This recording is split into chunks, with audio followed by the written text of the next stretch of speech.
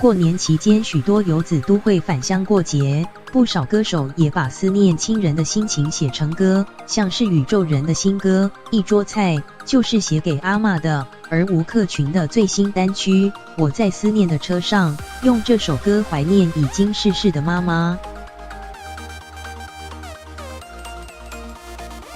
吴克群，我在思念的车上。如果你们也发现我满身的伤，被现实撞得脸肿鼻青啦！无论年轻人还是老人，都背着大大小小的行囊，在熙来攘往的街上。MV 中演员对着镜头哭泣，却似乎又不敢哭出来。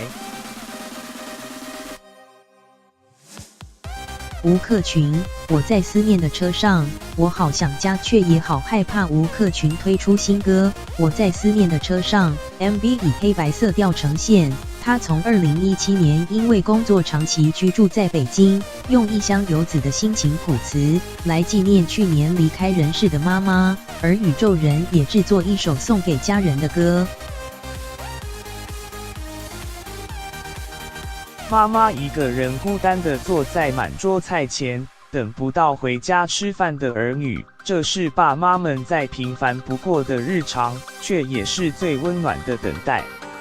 宇宙人把一桌菜的概念带进歌曲中，主唱小玉一直想写一首关于自己跟阿嬷的歌，表达对她的思念。MV 中有许多爸妈做菜和等候身影，让粉丝看完不禁觉得好催泪，想回家吃饭了。除了暖心的思乡情歌，